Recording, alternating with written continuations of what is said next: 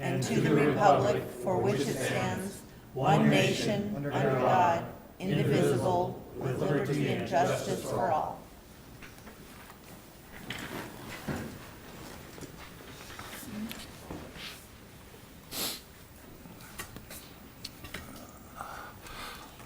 Roll call. Commissioner Abbott? Present. Commissioner Selberg? Here. Commissioner Buck? Here. Commissioner Azarmi? Here. Commissioner Walker? Commissioner Jones? Commissioner Gabrielson? Present. Commissioner Gordon? Here. Chairman Flouché? Here. Thank you. You have a quorum. Thank you very much. A couple announcements. Anyone who has not yet signed in, please do so at the table located in the lobby. Should anyone wish to speak, please complete the request to speak form, which is also located in the lobby table next to the sign-in sheet. A request to speak form must be completed for each item, including sub-items. Please note that there are stairs on the right, center, and the center aisle, and we ask that you use caution when using the stairs. There's also a ramp located at the audience's left. If anyone has any written comments, exhibits, petitions, photos, or letters they intend to use or present at today's meeting, please have 17 copies and give them to the staff member in the back of the auditorium. She has her hand up. If you do not have 17 copies, please use the table with the overhead camera next to the podium to present your documents. If you want your documents to go on record, you must hand them to the clerk after your presentation with the agenda item clearly marked on the document. Members of the public cannot speak to the staff members that are sitting in the table with microphones during the meeting. If you have any questions, please talk to the staff member in the back of the auditorium, and she can meet with you in the lobby. A timer is activated, and all speakers will be limited to 2 minutes to make their presentations and statements. Everyone, please turn off your cell phones or pagers or place them on vibrate during the meeting. If you must receive a phone call, please leave the meeting area and go outside to have your conversation.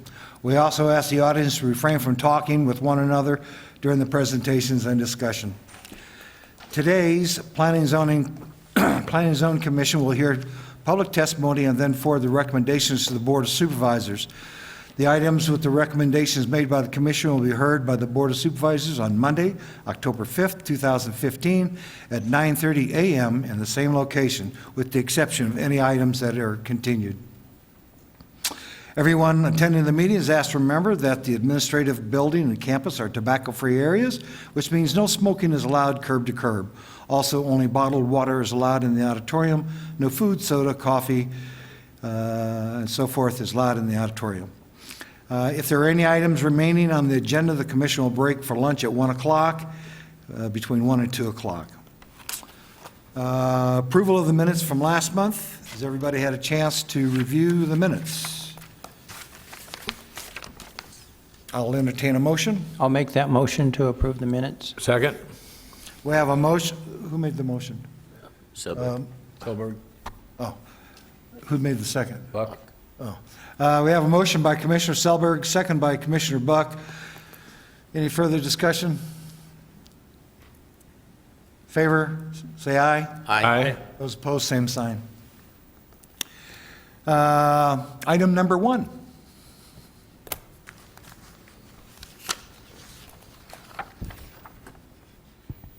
Thank you, Mr. Chairman. Item number 1 is evaluation of a request for a zoning use permit on Assessor's Parcel Number 225-33-022 to allow a single-family residence and residential accessory structure in a general commercial zone in the South Mohave Valley vicinity, Mohave County, Arizona. The staff recommends approval, subject to conditions. Is the applicant present? Item number 1. We have no speakers on item number 1. Any discussion? Any comments from the Commission? Hearing none, I'll entertain a motion. I'll make that motion to approve item number 1. Second. We have a motion by Commissioner Selberg, second by Commissioner Buck. Any further discussion? Those in favor signify by saying aye. Aye. Those opposed, same sign. Motion carries. Item number 2. Thank you, Mr. Chairman. Item number 2 is evaluation of a request for a zoning use permit on Assessor's Parcel Number 229-18-022 to allow a single-family residence and residential accessory structure in a C2 zone in the South Mohave Valley vicinity. This item actually came before the board, or excuse me, before the commission at their last meeting and was continued to this meeting so the commission could talk to the applicant.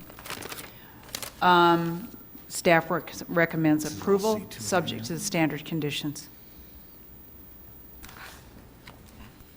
Is the applicant present?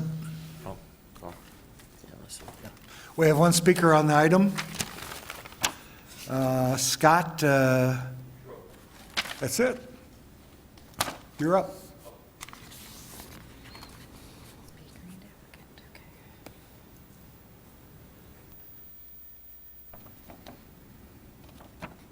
Hello, Hello, state your name. Scott Schroff. Okay. Tell us a little bit about what's going on. Well, I'm requesting a residential use in a C2 property. I do not currently live in the state. I'm in the process of moving here. So my intention is to get a residential. The lot is big enough to where I can put a residential property and accessory garage on it, and that at a later date I can also put a commercial building at a future date. So I'm requesting right now a residential use permit. Okay, zoning use. Okay, you know that's all C2 along that whole street there? Yes, Okay. I'm aware of that. All right, any questions of the speaker? Mr. Chairman, Yes. I believe the concern that we had before was about the traffic. And as we all know, the traffic for single-family residential would be less than commercial. So, as was stated by other commissioners. Another concern that they had was the pure fact of a residential going into a commercial, or it's already been commercial, it's been commercial for quite some time, reducing and lowering their commercial value for their surrounding area by sticking a residential house there. I kind of have a concern with that too, because across the street is RA, but there's nothing built there. When you bought the property, was it already commercial when you bought it? Yes, So you knew it was commercial going into it when you purchased it? yes, And that all the surrounding was commercial? right. I just, I kind of still look back at, the best interest of people, values, what the concerns are with everybody, and that you went into it knowing it's commercial, and now you want to change and put a home on it. Well, I'm not changing the zoning. Oh, well, he's It's a changing use the use permit. permit. It's commercial forever. I mean, if I would sell it, if I want to turn it all back into commercial, I'm able to do that with a Right. use permit. And I intend to put a commercial structure on there at some point down the road, once I get moved here and settled on the property. And then the other concern that I heard people talk about is what kind of housing were you going to put on it? They don't, if we allowed this to happen, they didn't want to see, a 1991 half, shaky I basement. have to meet zoning requirements and submit to the building department. So that criteria is going to guide what I can do and what I can't do. I can't just put a horse barn up there and move into it or something. Obviously, I have to go through the legal process, which I intend to do, which is limited as to what you're saying. Okay. It Well- makes it very specific what I can put there and what I can't, and I'm Okay. aware of that.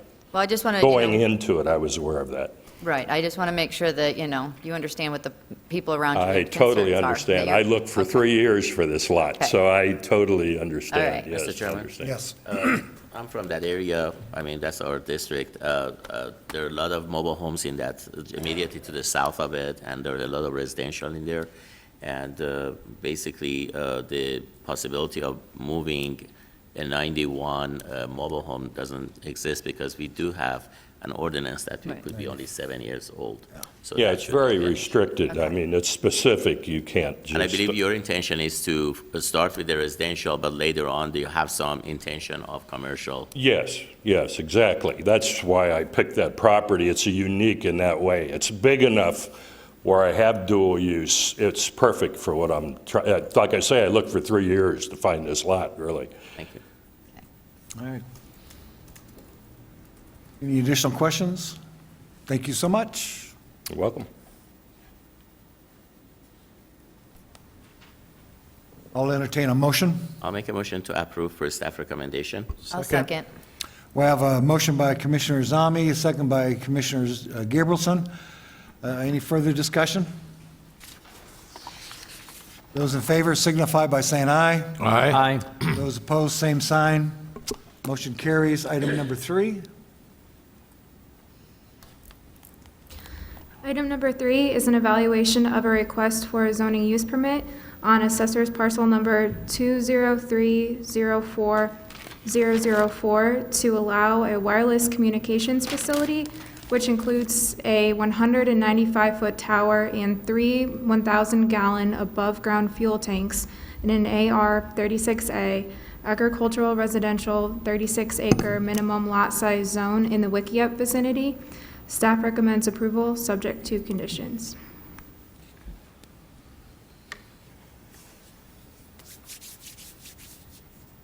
Is the applicant present? We have no speakers on item number 3. Would you like to address the commission? Okay.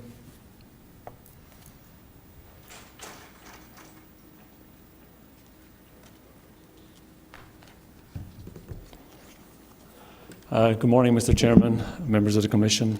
My name is Declan Murphy, and I'm with a company called Cold Creek Consulting, and I'm representing American Tower Corporation. If I could give you just some brief background to help you understand what we're trying to accomplish here. Okay. I've been in the wireless business here in Arizona exclusively for about 15 years, and there's been some big changes over that time, but probably the biggest change has been in the last 2 years where the wireless carriers do not want to own towers or be in the tower business anymore.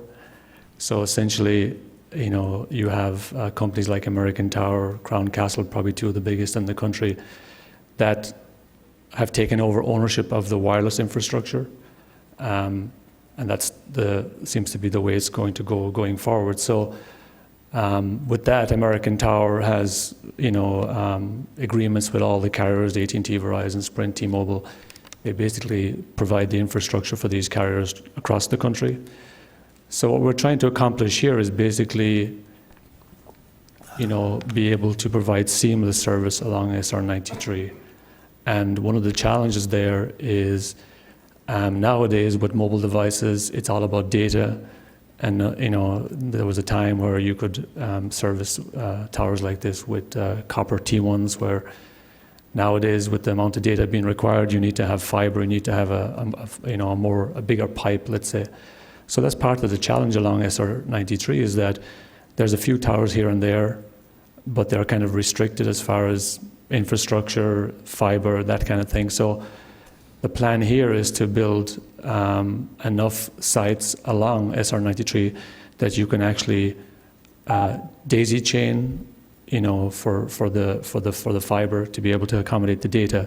So long story short, basically all of these sites will be designed to accommodate multiple carriers. So, you know, any of the major carriers will be able to utilize the infrastructure. American Tower is willing to spend the money on the infrastructure and in turn, you know, make it available to every carrier that wants to be, you know, provide service along SR 93. So with that, I would be happy to answer any questions you might have. I just got a question on, obviously, you've got several on the agenda for today. What's the difference between item number 3 and 5 and 6, or 4, whatever it is?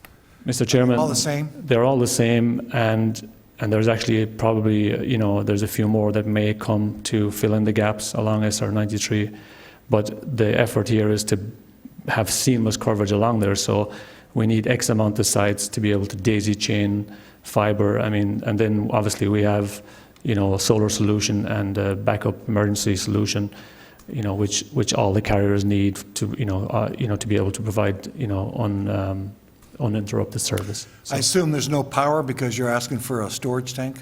correct. At a later stage, you know, ideally, you know, American Tower would work to bring power to these sites.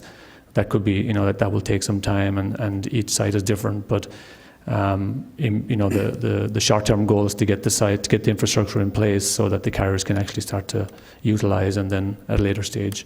But even typically with these sites, because of emergency 911 and commitments that the carriers have, you always have to have some kind of backup power anyhow. So even if we, do secure permanent power, they would keep the solar and the generator backup in place as well. Okay. Mr. Chairman? Yes. So those who are going to be benefiting from this, these towers are going to be those who are traveling on Highway 93 and also the local people in that area, right? Yes, Mr. Chairman, Commissioner Azami. That is true. You have a lot of traffic along SR93, but one other aspect of that is that, with the pricing structure with the carriers nowadays, I mean, some carriers are offering $50 unlimited data, unlimited talk, and so with that, even people that live in the area, I live in the middle of Phoenix, and I have T-Mobile as my carrier. I can get faster data on my mobile phone for $50 a month unlimited than I can get from my Cox service. And so I think it's a game changer for rural Arizona, because in the past the carriers would only spend money in the densely populated areas, whereas American Tower is coming along here and putting an infrastructure in at their cost. Obviously, they're in the business of making money.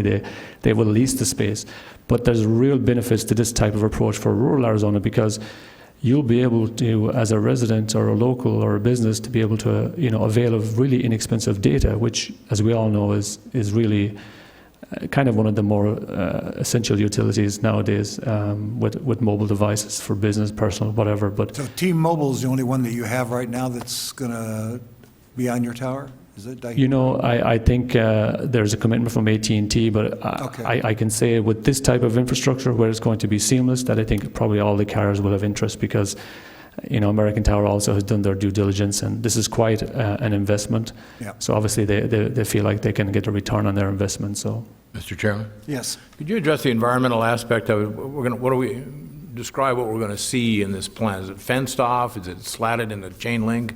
What's the exterior perimeter going to look like? Mr. Chairman, Commissioner Buck, what we're planning, it's quite a large space. It's a 50 by 50 typical footprint, and that is to accommodate the solar and the backup and as many carriers as we can. We're proposing chain link for the simple reason is that one of the main reasons that we do chain link is really for security purposes, because a lot of these sites have a lot of copper. If you enclose them in a high wall, it's more difficult to police them. You might have a technician rolling up there at 2 a.m. in the morning. It's always better for them to shine their lights into the compound to see what they're dealing with in these remote areas. So there's a couple of practical aspects to the chain link, really, that from an industry standard that we like to utilize chain link instead of a solid CMU or block wall. From the next perspective, then you've got 3,000 gallons of fuel. Is the generator going to be your primary and solar backup, or is it going to be solar with generator backup? It should be solar. It'll be a combo. They're only starting to utilize solar in the last 12 to 18 months here in Arizona, which is kind of interesting in itself, and it really is kind of in the infancy for what we do. But the other thing worth noting with these sites is they have a lot of backup batteries as well. So with the solar and the batteries, that should be the main source, and then the generator would be kind of as a backup to that.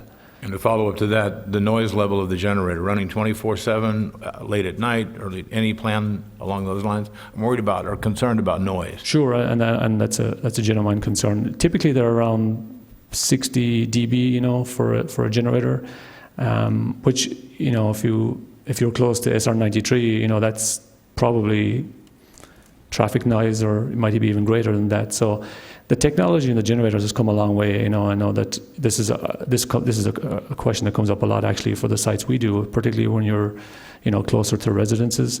But generators are really at 60 dB is like your home AC unit. So really, it shouldn't be an issue, especially with these sites, because they are far removed from any nearby residences. So That being the next point, closest residence to any of these, roughly half mile? Yeah, there's one site that's quite close to residents, but we're leasing space from the actual property owner. So, obviously there's a benefit there. So, Thank you. So the structure that's on this map, you're leasing land from them? Yes, there's 2 private leases in this, in these 4 sites, and then the other 2 Okay. are BLM, yeah. All right. Any additional questions of the speaker? Okay, well, thank you so very much. Thank you for your time. Any comments, questions, concerns? I'll entertain a motion. Mr. Chairman, I'll make a motion to approve based on staff recommendations. Second? We have a motion by Commissioner Gordon, and a second by Commissioner Buck. Any further discussion? Those in favor signify by saying aye. Aye. Those opposed, same sign. Motion carries. Item number 4. Item number 4 is an evaluation of a request for a zoning use permit on assessor's parcel number 203-37-016 to allow a wireless communications facility, which includes a 195-foot tower and 3 1,000-gallon above-ground fuel tanks in an AR 36A agricultural residential 36-acre minimum lot size zone in the Wickiup vicinity. Staff recommends approval, subject to conditions. Is the applicant present? Okay. We'll basically have the same scenario on item number 4 as we had on number 3. Any questions? Mr. Chairman? Yes. Just one minor question. Is it diesel fuel or gasoline fuel? Diesel. Thank you. Diesel, okay. I make a motion to approve for staff recommendation. Second? We have a motion by Commissioner Abbott, second by Commissioner Buck. Any additional questions or comments? Discussion? Those in favor signify by saying aye. Aye. Those opposed, same sign. Motion carries. Item number 5. Item number 5 is an evaluation of a request for a zoning use permit on assessor's parcel number 254-31013J to allow a wireless communications facility, which includes a 195-foot tower and 3 1,000-gallon above-ground fuel tanks in a C2H 5A general commercial highway, 5-acre minimum lot size zone in the Silverado vicinity. Staff recommends approval, subject to conditions. Is the applicant present? The applicant is present. We have 2 speakers on the item. Speaker number 1 is John Lakinski. Did I say that right? Lucky me.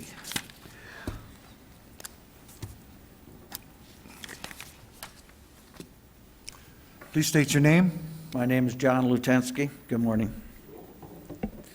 When do I start? Right now. Okay. County requires flammable explosive storage be approximately okayed by the fire department or the district. And I have spoke before, and I've always asked the zoning department to remember they have a fiduciary duty to the public, not just to the county and their jobs. You guys are better than the EPA, and you live and work in the area.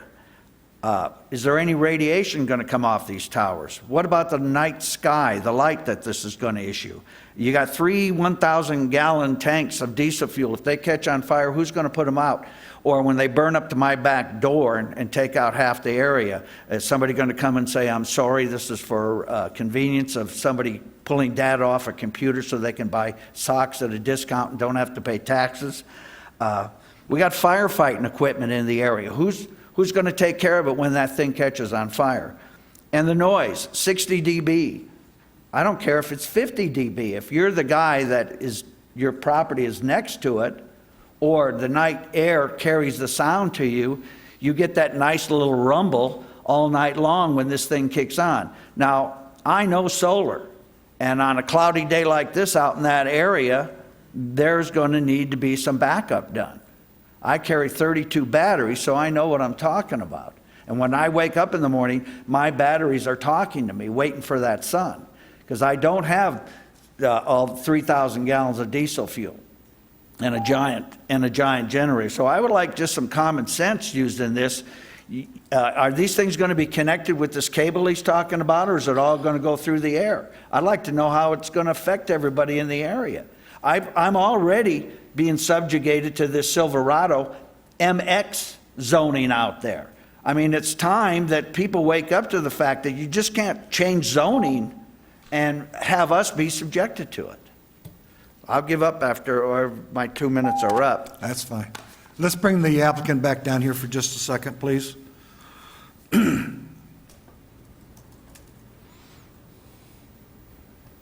Yeah, could you address a couple of the items that he was talking about? Sure, Mr. Chairman, members of the Commission. As far as the diesel and the fuel storage, I mean, the site is going to be built per code. This kind of storage is not, uncommon, and certainly very common in most commercial areas. Most cell sites that are out there right now have, generators and backup diesel.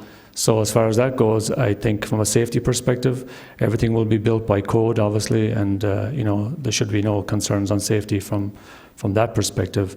What about fire? He mentioned fire. Is there containment around there, or what are we going to do for that? I mean, that's where brush fires usually start. I understand a generator. I understand all that.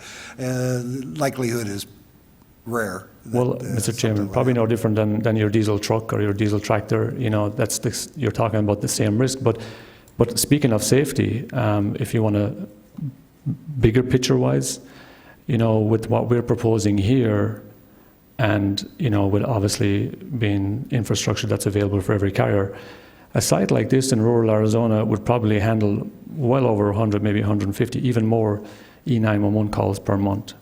So if you've ever had occasion to call E911, typically it's a necessary thing. So if you want to look at the safety aspect of this will improve safety, because now you'll have seamless coverage for whoever along SR93 or any locals, that when you do actually need to call 911 from your cell phone, you'll be able to make that call. So if you look at it big picture wise, on a monthly basis, on a yearly basis, a lot of people don't have landlines anymore. Safety-wise, this is a big plus for the area. When you look at big picture. Obviously, these towers are approved by the FCC, I assume. They're governed, in terms of the radiation that they were concerned about. Correct. Number one. Number two, the number of fuel trucks with significantly more than 3,000 gallons of fuel that traveling on Highway 93, they would be more, they would have a higher risk in an accident than that. And even if something like that happened, what do they need? They need a phone to make a phone call to get help. So the possibility of accident on Highway 93 with a fuel truck would be significantly higher than 3,000 gallons sitting on that part. And then at least they have a mean to contact the 911. Mr. Chairman, Commissioners Army, I agree, and I understand the speaker's concerns, on the surface, and they're obviously genuine concerns. But when you actually compare that scenario, or you compare, is the area safer with a tower like this? Then when you start to dig into those questions, the answer is yes, the area would be safer from a general, bigger picture perspective. But to answer your question on the emissions from this type of tower, and obviously it's a very common question, but typically, long story, but the FCC, obviously, they are responsible for monitoring and setting guidelines on these. Your typical site emits about 1% or less than what the FCC allows, 1%. And to put that in context, your average wireless site, this technology, your Wi-Fi router at home emits more energy than this site would emit. So that's the kind of exposure we're talking about. So it is always a question that comes up, and there's always concerns out there, but that's the reality of it. Mr. Chairman, and these tanks are designed for fuel. Correct. Thank you. Correct. Mr. Chairman? Yes. Question to the speaker. On the generators, and I know that a lot of people, that is a concern, the night air, when they kick on, the vibration, the noise, the decibels. I'm very familiar with decibels and what it can do to hearing and all that kind of stuff.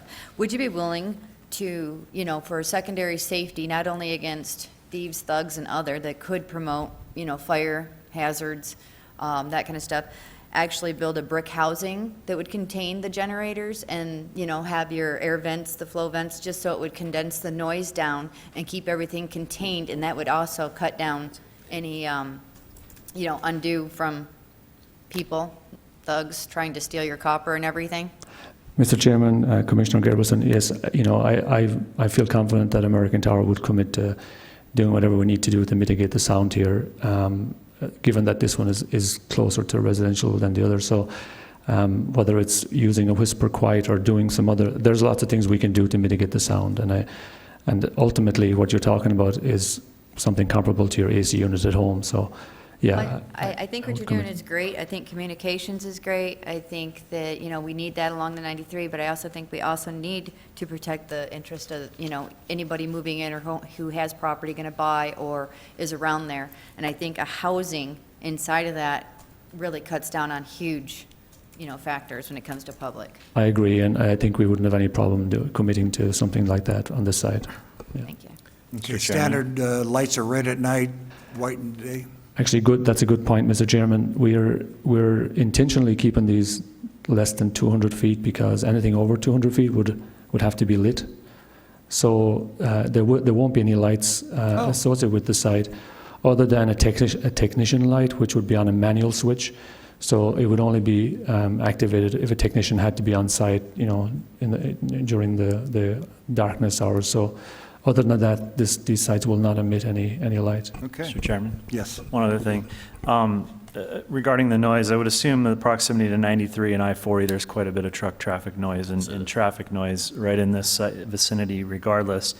But also with the proximity of housing and the businesses at the interchange there, I'm assuming there's electrical service closer to this site than the others. Is it something Yes. available or reasonably available to you at this site? Mr. Chairman, Commissioner Gordon, I think this site will probably be on permanent power all the time anyhow.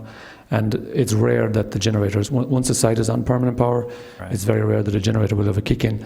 They do kick them in maybe once a month to test, but that's about it. So I think at this site, and I will clarify that with staff between now and Board of Supervisors, but that's a good point. This site will probably be running on permanent power anyhow, so the generator won't be really an issue. But we will definitely do what we can to mitigate whether, a block wall or whatever else we can do. We will definitely commit to that. Okay. Thank you. Thank you. All right, I have one more speaker on the item, Wayne Smith. Thank you.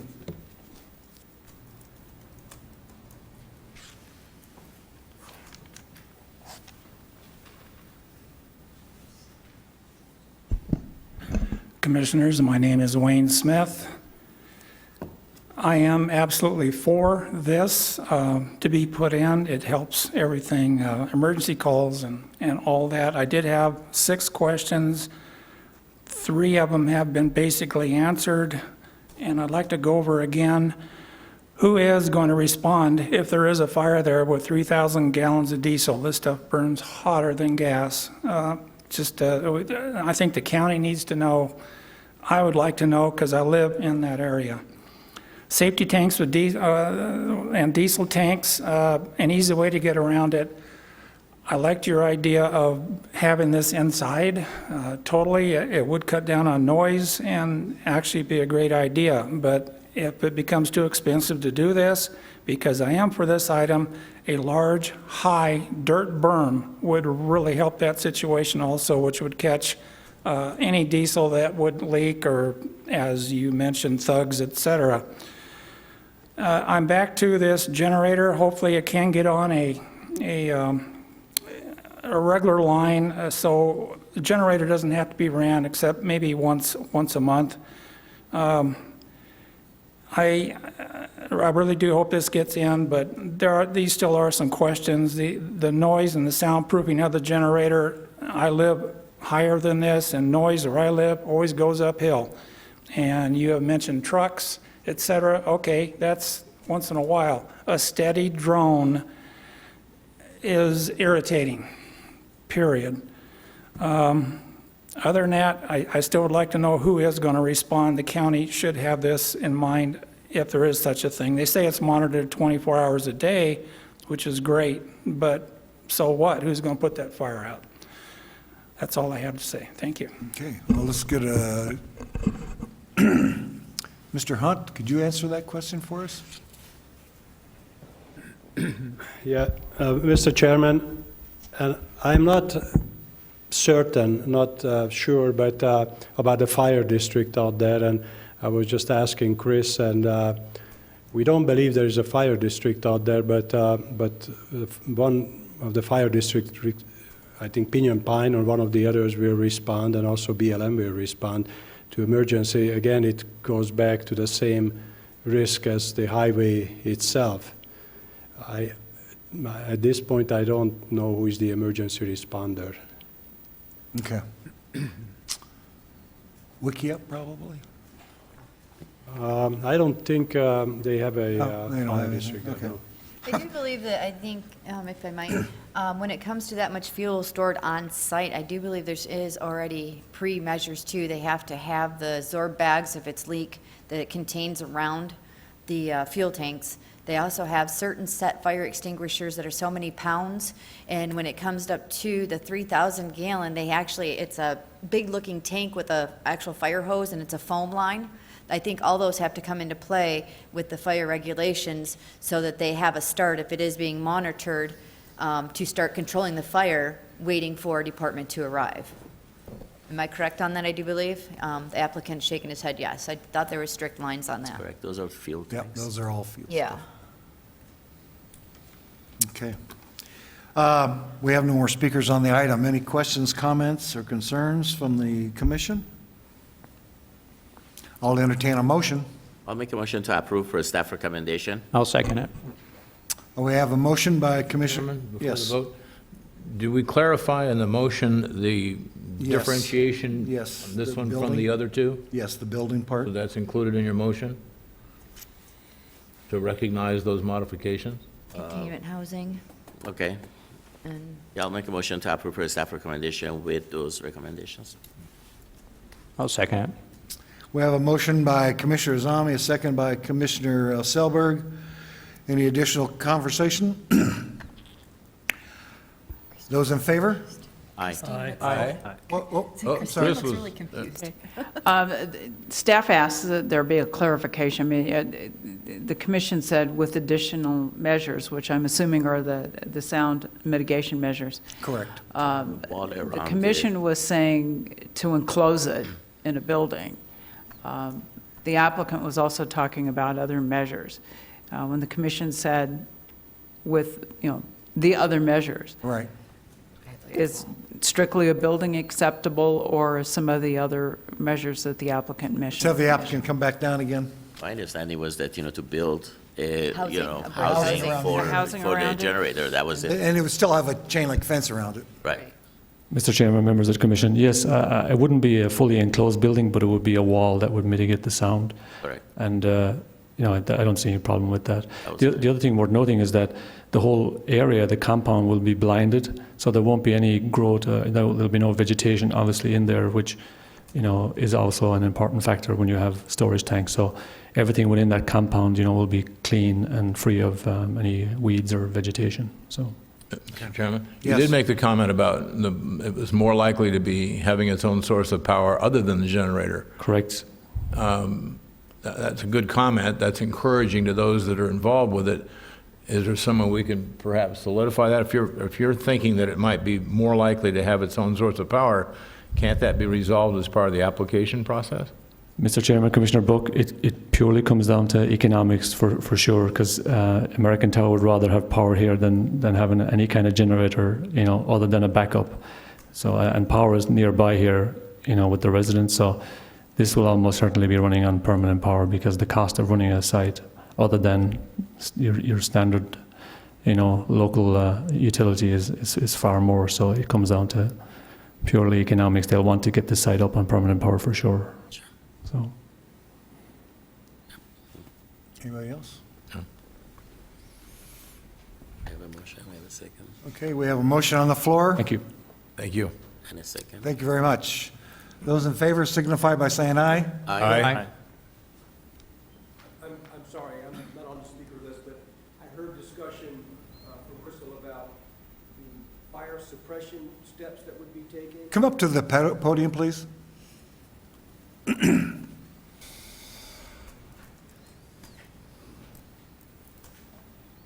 R.G. Bishop, Commissioner and guests. One of the other discussions that came up that Crystal raised was about all the other fire suppression requirements that exist in the county for a berm and containment around the fuel cells and maybe a fire suppression system that would take over initial actions before the fire department or whoever would be responding.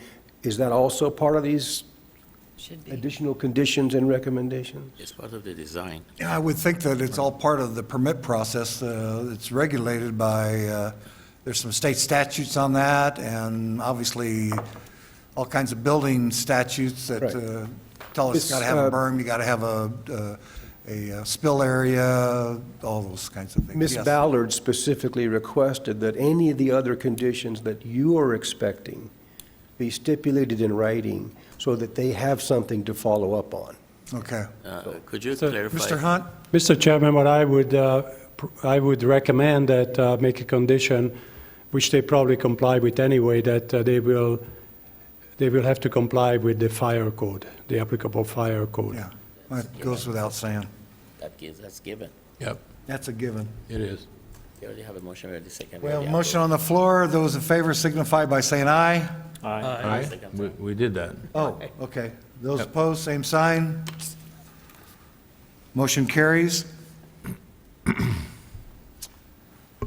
That was number 5, right? Item number 6. Item number 6 is an evaluation of a request for a zoning use permit on assessor's parcel number 102-01-003 to allow a wireless communications facility, which includes a 195-foot tower and 3 1,000-gallon above-ground fuel tanks in an AR 36A agricultural residential 36-acre minimum lot size zone in the vicinity of nothing. Staff recommends approval, subject to conditions. Same thing. Vicinity of nothing. Did you say the vicinity of nothing? The applicant is present. We have several speakers on the item. So let's start with Mr. Bishop, R.G. Bishop. Did not know that. 7. Oh, that's right, we're on, I'm sorry. I apologize. Number 6. We have no speakers on number 6. Any questions or comments of the commission? Yes, I would just like to see some of the same stipulations to make sure he does the fire suppression, Fire suppression? yeah, the fire suppression, but it can say, talk, whatever, and to make sure the housing on that one, because there is a lot of traffic, and right there in nothing, whenever I go down there, I see people taking pictures, walking around, you know, there's nothing like going to Nothing, Arizona, and, you know, actually taking pictures of nothing, and so I'd like to see the same stipulations with the brick wall housing, the fire stuff put into motion, and the chain link fencing around that as well. Is that a motion? That'll be a motion. I took that into a motion. Okay. We have a motion by Commissioner Gabrielson, a second by Commissioner Buck. Any further discussion? Nothing. Those in favor signify by saying aye. Aye. Those opposed, same sign. Motion carries. Item number 7.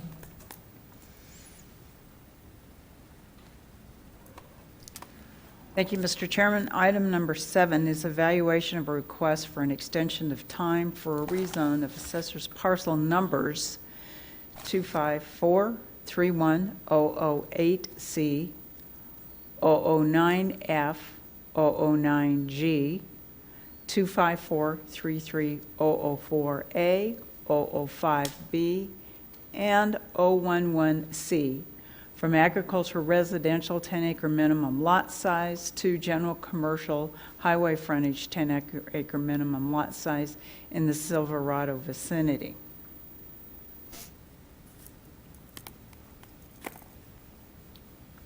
Staff has offered a couple of options for the commission. If the commission decides that this request for an extension of time for a rezone be approved, the following should apply. Compliance with conditions of BOS Resolution 2003-331, and the extension of time will be in effect until February 18th, 2016. If the commission decides that this request for an extension of time for a rezone be denied, the following reasons would apply. There's insufficient progress has been made over the past 12 years, that the conditional zoning has been available, and no development is pending or imminent. Thank you very much.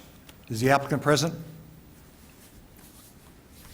The applicant is not present. We have several speakers on the item. Mr. Bishop?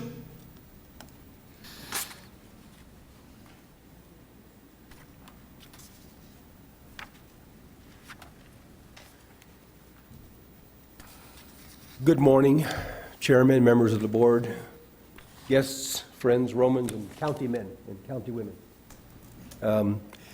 R.G. Bishop, I live in Kingman, Arizona. I live very close to this region, and I put in several speaking subject areas. Which subject do you want me to speak on first? Because each of them is limited to 2 minutes. 7. Just go ahead. Okay, let's begin with the fact that there was, in this application, in paragraph 1, it says a partial plat was recorded. There's no evidence of a partial plat recorded with this information available on it. It states that. And if it was, it should have been provided as part of this package, because I can't find it in the backup data either. No, it hasn't been submitted. Okay. And paragraph 2, it says the following conditions have not been met, and it's not listed. And I know that there has been more than one extension granted. I know that there have been very numerous meetings about these pieces of property and these property owners about their compliance with county rules and regulations. And I'd like to see a complete list provided so that the board, I mean, the county members to my right can actually perform their function, okay? They need to have a checklist that they're going by. Otherwise, it's just a shot in the dark.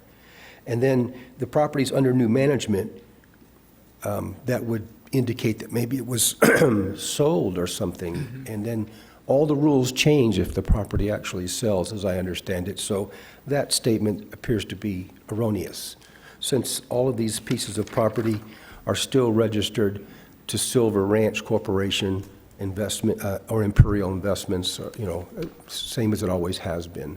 And these are not commercial pieces of property. They are ranch property. The county is getting $2.64 for 30 acres of ranch property. It's not commercial property, so I don't understand the reason for keep extending this opportunity. What are the conditions in Section 4 of the application? Anticipated date for completion of conditions, it says within the next 24 months. What are the actual conditions associated with that? Okay. Anything else? Yes, sir. I put a map down here of the lots involved with the same owner for this extension. This person has also been mandated by the county board to clean up other properties, all part of the same original plot plan for Silverado Estates. All this was on the Silverado Estates approved from back in 1985 or something, ancient times. And I have reported on several occasions that there are violations there, and I don't see any of those conditions or violations being looked at. I'd like to have those added to these conditions. And I'm going to speak again on that subject in the open forum. Which open forum? Item 12 or 11, whatever. Okay. Because there was no specific place except for item 12, call to the public. Okay. You can't, call the public, you cannot address an issue that's on the agenda today? No, it's not on the agenda. Okay. That's why I'm doing it All right, I there. just want to make that clear. And I'm trying to make that clear too, Sure. but they are tied. Okay, thank you so much. Thank you very much. I wonder if we can get a clarification from staff. Do you want to handle that, Harold? Or no, or Christine? Ms. Ballard? Mr. Chairman, I apologize. I was in another conversation, so what would the commission like clarification on? The application. The application, yeah. Okay, the application has been put in behalf, for behalf of two applicants, Roadrunner Realty and also an associate company that actually is owned by the same individuals that own Roadrunner Realty. This was a application that was put in response to a access management plan or a management plan that the Department of Transportation had put out for US 93, where they would be improving 93 and then ultimately moving the facility from a somewhat limited access highway to a fully controlled highway, complete with traffic interchanges, et cetera. ADOT is actually still moving towards that, but I think the commission can appreciate that is a very long-term plan. Every time you get frustrated driving down to Phoenix because they're constructing something new and different along 93, be assured that that's because ADOT's moving forward with this plan to bring this facility actually up to full freeway status ultimately. When the plan was done by ADOT to have these, identifying where the interchanges would be, et cetera, that's when we got the request for this. That's when the commission got the request for the change of the zoning. That was obviously several years ago, and we have not received any of the site plans, et cetera, that were included in the original approval as conditions. And in fact, I will read off to you the conditions that are in your staff recommendation, the conditions that have not been met to date.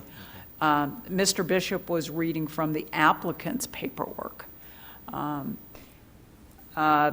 site plan has not been done in accordance with 27P. View obscuring fence has not been addressed, and the building and various types of permits that they were required to obtain have not been obtained. They have not contacted the department with any kind of development proposal. When was the last time you heard from them? Actually, the last time we actually heard from Roadrunner Realty, Mr. Chairman, I have to honestly say I do not remember. It was several years ago. Yep. Of course, we have been hearing from Paul Abel, who is their agent who put this application in. Concerning the parcel plats, there are only two parcel plats that we could find that might be in reference of. One was actually done in the 1980s. The other is a much more recent parcel plat. I don't have the date, but it actually severed off a portion of this, which was sold to another person who came in to the commission and the board at a later date and obtained approval in their own right, separate from Roadrunner Realty. And that's the only parcel plats we could find.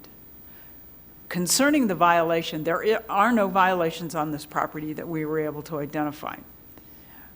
Roadrunner Realty also has approval for MX zoning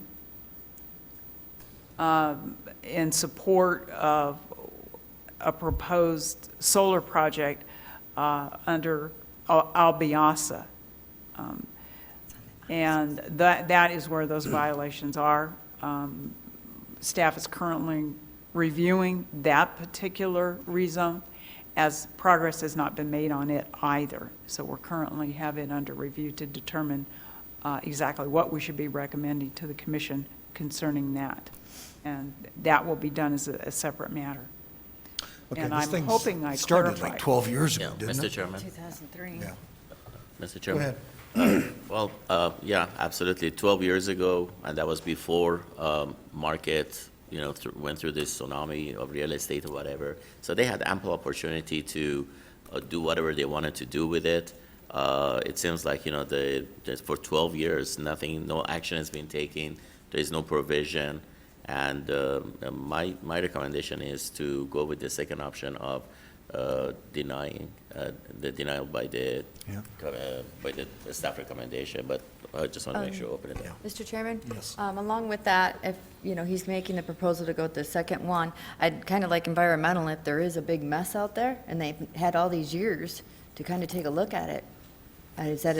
Is that something we can do? If there's, Mr. Chairman, Supervisor, sorry, I'm still get stuck in yesterday's meeting. Commissioner Gabrielson. You can't have these meetings too close together. It confuses us. But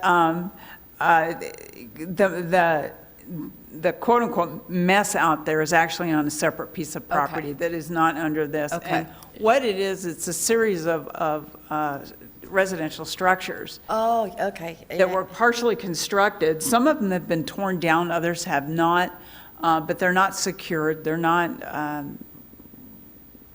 totally enclosed. If they are, windows have been broken, doors have been broken open, et cetera. And I believe that's the issue that Mr. Bishop was referring to. Okay. I will ask the commission before you proceed whether or not you have any other speakers. Yeah, we do have others. Yes, we have. But I just want to make sure that the commission, as long as they're in tune with the denying it, if they need to even. Wayne Smith.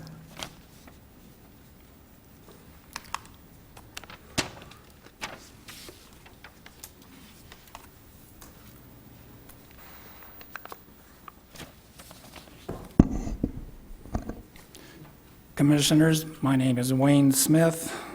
Just FYI for everybody, as of yesterday, Roadrunner Realty is no longer in good standing with the ACC. A quote from Excuse me. I'm Excuse me, sorry. Wayne, what was that statement? Roadrunner Realty, which has been mentioned many times here, is not in good standing with the ACC at the moment. They have not filed their proper paperwork, just FYI, as of yesterday. The wife verified this on the internet, so. Thank you. A quote from Albert Einstein, "The definition of insanity is doing the same thing over and over again, expecting different results." With this application for an extension, a statement by Paul Abel saying the conditions of the rezone have been met are, in my opinion, not just true. I checked with P&Z, and there are no new plat maps, and access points along 93 were built by ADOT, not this group. I attended the BOS meeting a year ago when they were told at that time that they had to do something with this or extensions would end. I'm only aware of one thing they have done, which was to bulldoze the non-permitted homes that were built along 93, dig a pit, bury most of them, and unfortunately, a lot of the residue lumber, etc., is still above ground and is an eyesore and health hazard to this area, along with the other dilapidated homes that are still standing. Why and how is this possible without consequences? And why not have them clean up their past fiascos before you approve anything else? Number 3, the application for an extension states the conditions have not been completed because Mr. Abel's statement to that said the property is under new management. Well, this is kind of splitting hairs because Paul Abel has been associated with this group for a long time. It's just a name change is all it is. A statement of due to Highway 93, people have expressed interest in this building a project. And to that I say, really? Gee, whatever happened to the previous extensions, Silver Ranch, Silverado Estates, Abiasa, along with its MX zoning that is still in place, even though Abiasa is now a defunct project. Not sure how all this zoning stays in place so long after the standard time to comply is gone. I do have a common sense suggestion. I think the time has come to let everything go back to its original zoning until there's actual money on the table, plans in place of what is to be built, and then come in front of the P&Z and get things approved. Simple common sense. I urge you to deny this extension to stop all of this insanity. Thank you. Thank you. John Lentowski.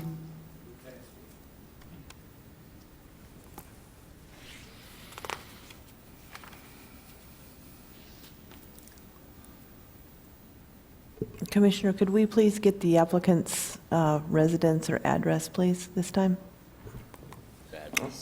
Not on my 2 minutes. No. My name is John Lutensky. I live at 11290 East Sand River Ranch Road, Kingman, Arizona, 86401. Thank you. Welcome. I would just like to address you, good morning, and just say, don't keep falling for this funny business. Let this stuff expire. Let's just pretend I'm the county and I go to them, and because I-11's expanding, and I say to them, we need to expand the highway. Oh, you're taking my commercial property. It's worth 15 times what ranch property is worth. So the county gets stuck in the neck for this. Let it expire, and when I-11 comes through and they want to do business, let them come back and reapply. The EPA just released millions of gallons of nasty stuff into the Colorado River, which is eventually going to get to us and affect us. Do you guys want your name on this project down there when stuff happens?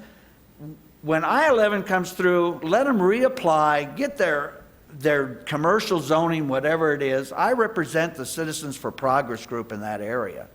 And this is just a flim-flam thing. What do? They have commercial property. They go to some poor jerk in California. Hey, look, I got commercial property here on future I-11. Buy it. And they stick some poor clown, and he comes in, wants to put in a pig farm or a diesel factory, and finds out he gets nothing but resistance. What happens when I-11 comes through and there's new zoning laws?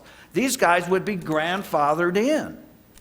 Then where are you going to, then where are you going to go? Who are you going to call? We're going to have all these beautiful towers on the road, but you got nobody to call. There's nothing that's been happening to that area except disrupting it. It's eyesore. It's just bad. If you're going to have bad zoning, disapprove it and let it be on the Board of Supervisors. Let them explain to the people that have to drink the Colorado River water that's bad. Let them explain to the people who live out there why this keeps getting extensions and get their permits all the time when they've been in violation since it was applied for. I don't think they've ever done anything right out there with permits or water use or anything. And they keep getting extensions, and people in planning and zoning are probably tripping over their tongues trying to justify why they got the extension in the first place, or they're saying planning and zoning did it. Thank you. You got to stop this funny business. Thank you. Thank you. Mr. Bishop, you signed up a couple more times on item number 7. You have anything else you want to say?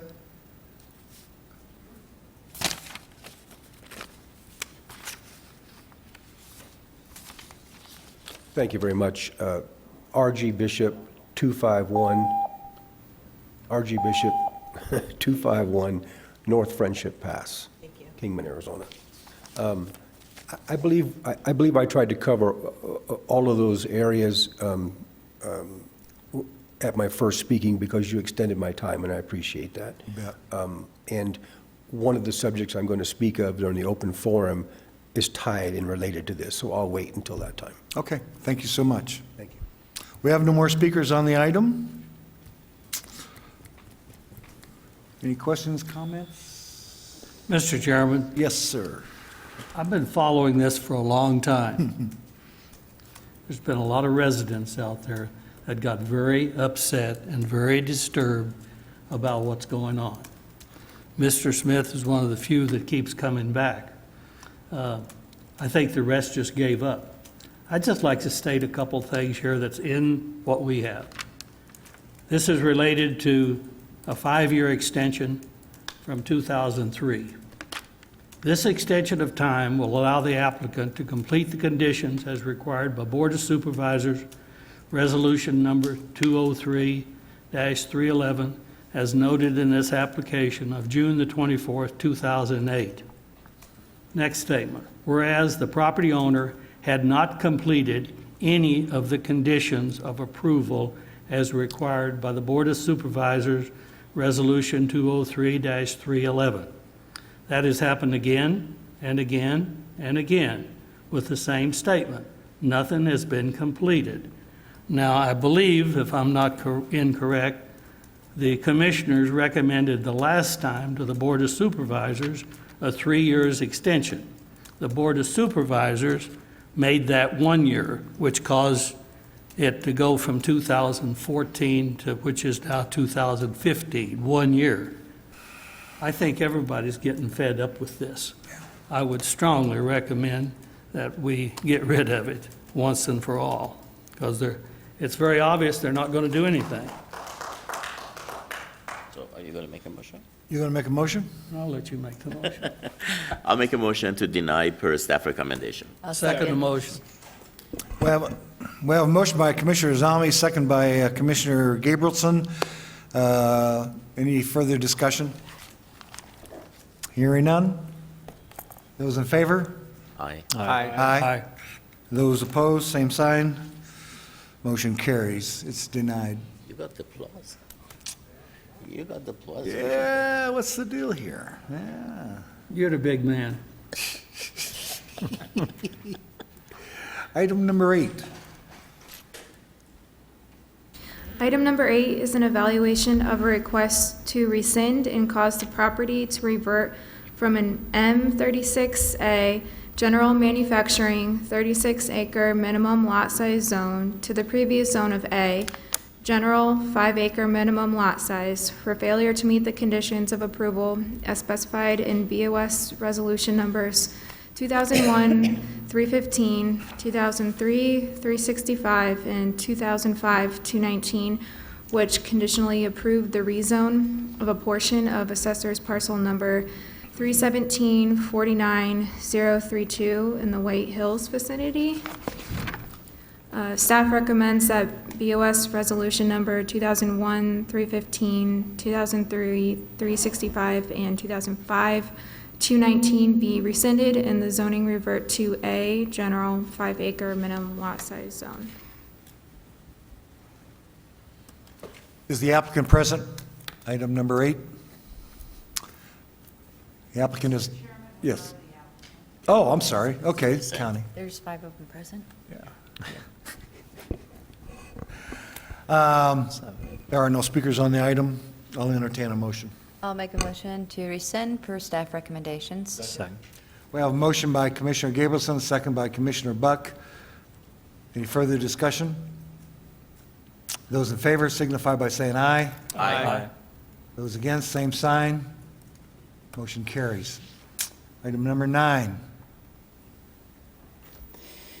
Mr. Chairman, item number 9 is an evaluation of a request for a rezone of assessor's parcel number 206-12-006 from a general 5-acre minimum lot size zone to an AR agriculture residential 1-acre minimum lot size zone and a C2H general commercial zone to allow residential and commercial development in the Kingman vicinity.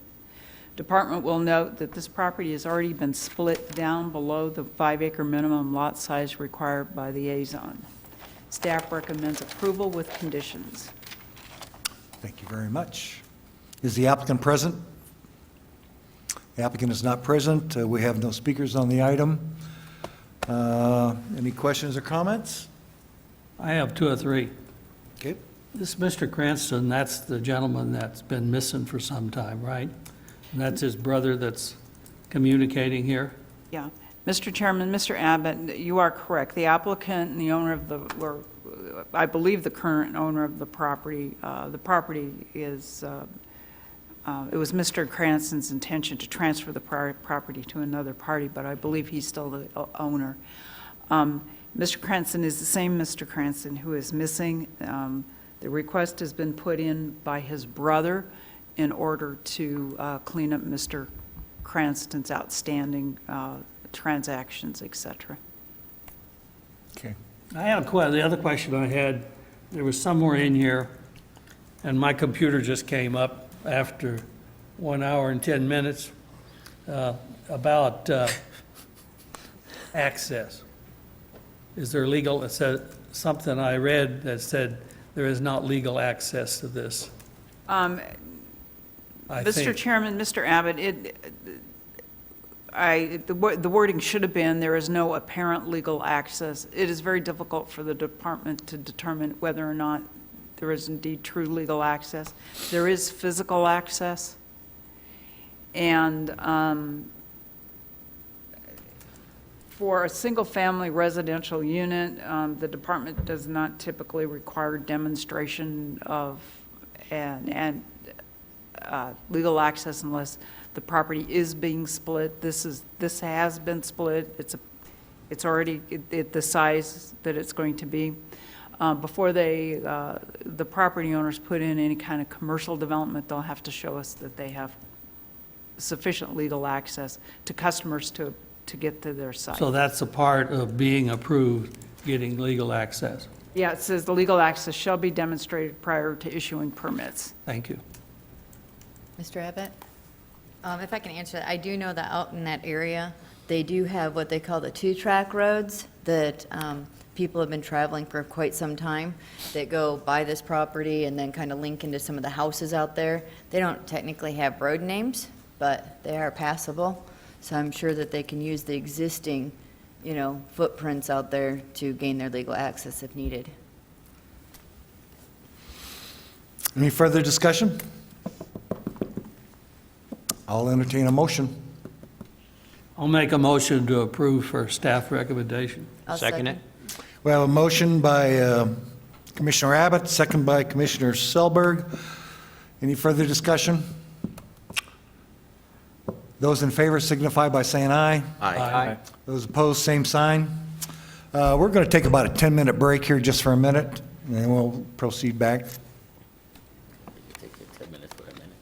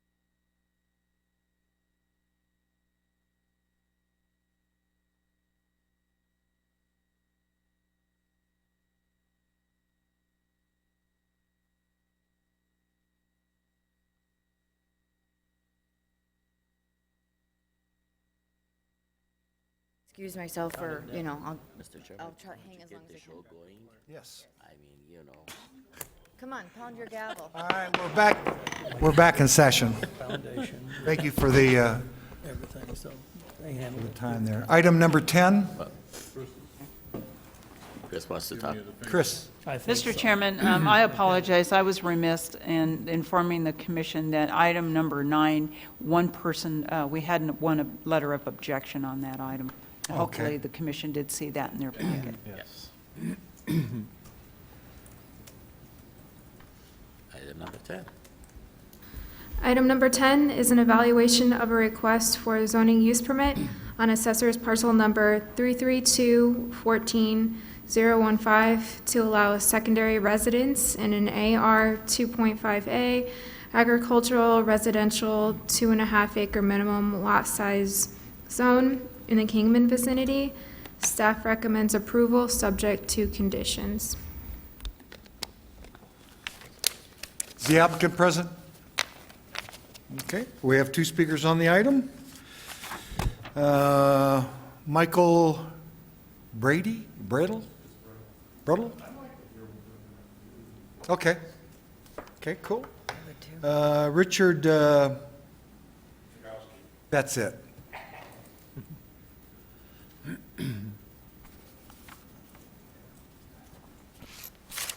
My name is Richard Kudrowski. Thanks Address, for letting please. me speak. I live on 8366 North May Lane, Red Wing Canyon, Kingman, Arizona. I know these people quite well. They're very good neighbors. They're good people. And I think it's very nice that they're building an in-law residence. But on the statement here, it says a secondary residence. So, again, it was my understanding that after the in-laws had no use of this residence, it couldn't be rented out it couldn't be used as a rental property. It cannot be. It's got to be friends and it's got to be free. Okay. So I already asked if I could move in if my wife took me out. So. How many bedrooms? Anyway, when you say secondary residence, I just kind of like to know, is there any limitations on the size or square footage or height, width, length, or stuff like that, That was my only concern. But other than that, I think it's a fine thing that they're doing, so that's all I got to say, I guess. Let me try to get an answer for you. Christine, apparently I thought I seen somewhere in here where he was going to do the 75% rule rather than the 50% rule. Right. Am I correct? That is correct. They are requesting that it be 75% Right. of the size of the primary residence. So the main house is 1,750 square feet, so 75% of that is what they want to build the additional structure with. Is that correct? Yes. Okay. What item is this? What did I say, 1,700? 1,200, about 11. Yeah, 1,100 and some change. 1,150 square feet, something like that. Probably a 2-bedroom, I don't know. The applicant.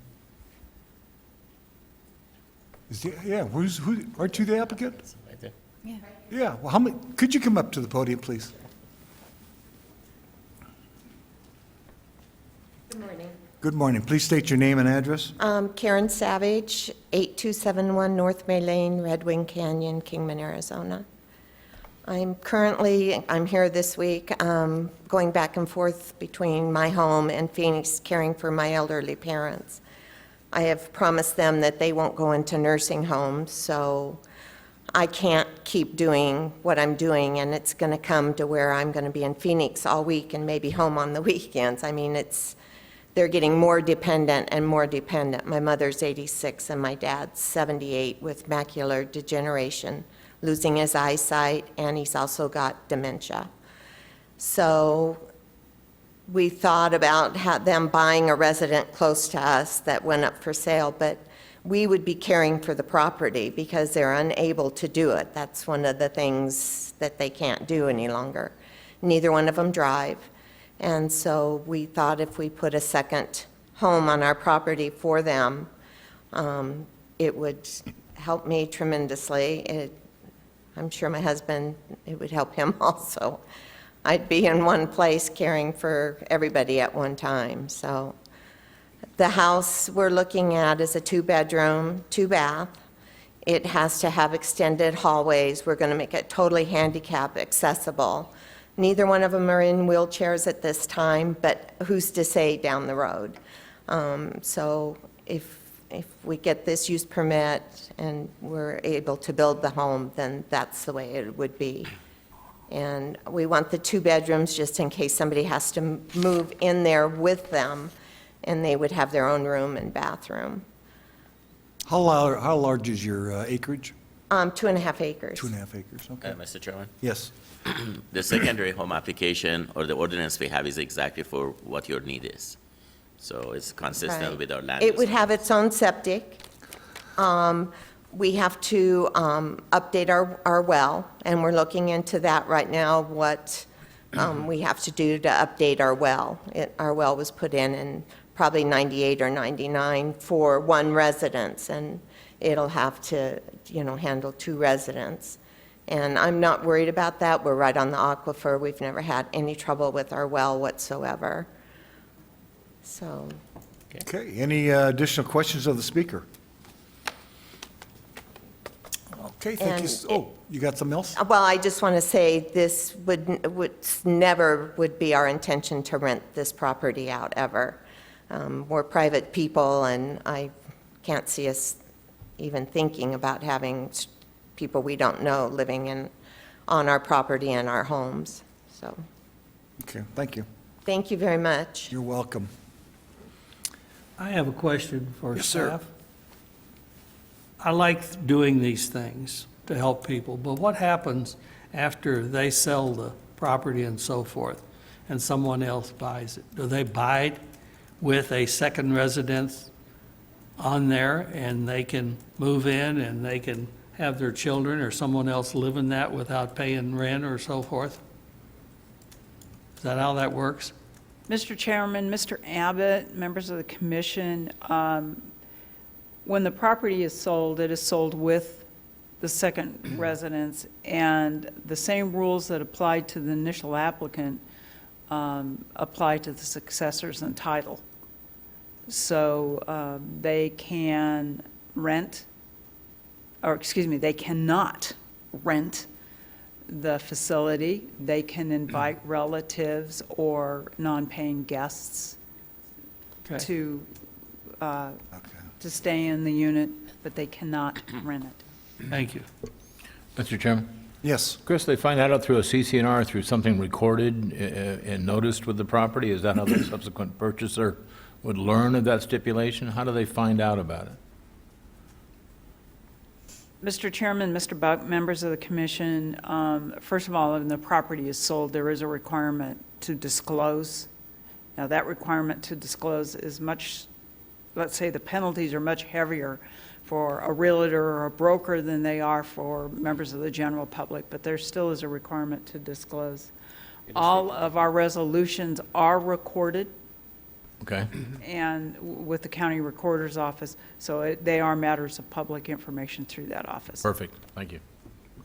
I would be surprised, is there homeowners, a homeowners association out there? I don't think there is. It was a general question, I think. Yeah. Any additional questions or comments? I have one more question. Come up to the microphone, please. State your name and address. Richard Kudrowski, 8366 North May Lane, Red Wing Canyon, Kingman, Arizona. This is a hypothetical question.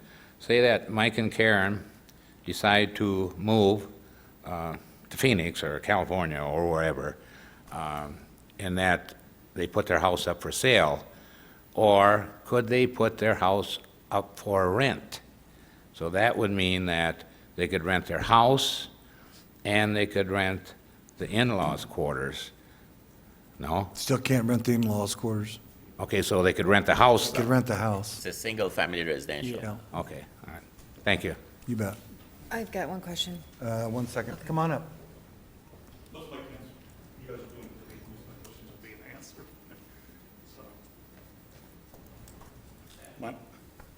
My name's Michael Bradle. I'm the adjoining neighbor, 8270 North Bradley Avenue. Most of the questions have been answered. Thank you so much for y'all's time. My background is that I built a house for their same situation, where I had two terminally ill parent-in-laws. So I built a huge in-law suite that was attached to my house. So I'm very sympathetic, very sorry, but very proud of what you're doing for your parents. It's awesome. My concern is, put my business hat on for a second, is my resale value of my house. The biggest problem that I foresee is the water. I've heard wells have gone bust out there. So the additional taxing on those properties of the resources is my concern. So is there a way to address that? I mean, my property, if I've got to haul water, my property, I've got a pretty expensive well put in there. What is my consequence? You have a well now, you said? Yes, sir. Well, we don't have a lot of control over water. That seems to be my concern. That's the. Mr. Chairman. Yeah. I can assure you that, two elderly people living in a house would use less water than if they are having any little garden or farm or, little things that they're going to grow in the yard. So having said that, I don't believe that, there should be that much concern about, two people using the water. Well, and that's a great point, sir, in that these folks probably would not use the water. It's when the property then is resold. Folks come in from the East Coast, California, they're out there washing their cars. Yeah. That's. Unfortunately, we have no control over that. Okay. No, zero control. All right. That was just my concern. Thank you all for your. We do have control on the secondary house, but not the whole primary house. So, I didn't check on the thing that I was for or against it. I'm definitely not against it. I applaud what they're doing for their parents. Okay. It's very noble. Mr. Chairman? Yes. To that point, to be clear, I'm assuming they could add on to their primary residence with the same amount of square Sure. footage and have the same impact, so. Absolutely. My question actually is for Christine, I think, maybe. If they build the house, okay, and it's quite a ways distance away, they, put it so that the property, are they eventually, or if they sell it, is it going to be able to be split and parceled out later? Well, I know that happened in Golden Valley where this same situation, more property though. They had the two homes and they sold it, and then the buyer came in, split the parcel down, and sold both homes individually.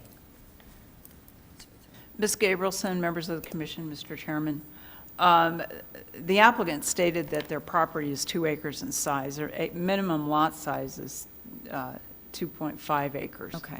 So with their current zoning and the current minimum lot size, they cannot split the zoning.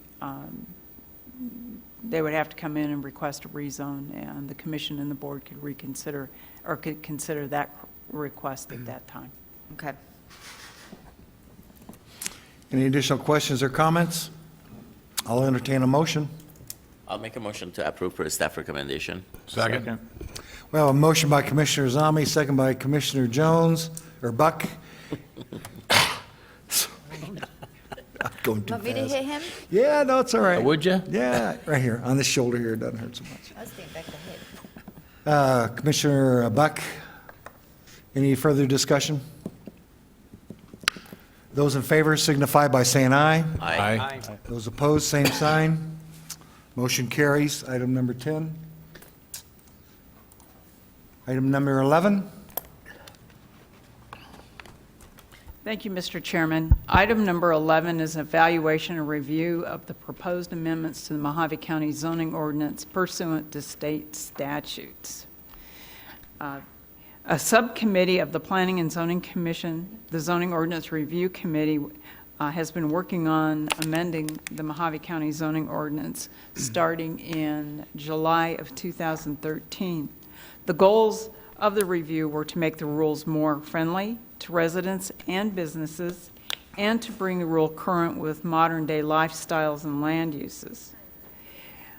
Just a general review of the revisions, they include reducing many of the development setbacks requirements to reflect current design trends, increasing residential lot coverage, providing simplified and streamlined procedures for some administrative land use permits that could be issued by the department, thus reducing the processing time, allowing some accessory residential permits to be issued by the department via an administrative process, allowing cottage industries on some agricultural residential zoned properties in the county, removing sections of the zoning ordinance that are no longer pertinent or have been considered not enforceable, and then generally modernizing the sign code.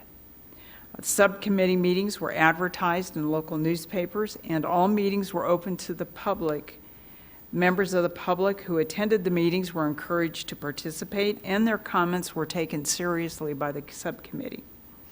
Numerous comments were received during the subcommittee meetings, and many of those were included in the draft before you. For example, public comments resulted in the inclusion of the proposed cottage industries section.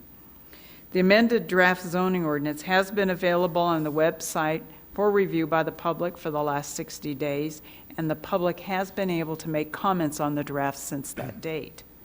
The department has received one comment suggesting that recreational vehicles be allowed in the general zone in the same manner as they are allowed in the agricultural residential zone and the residential recreation zones.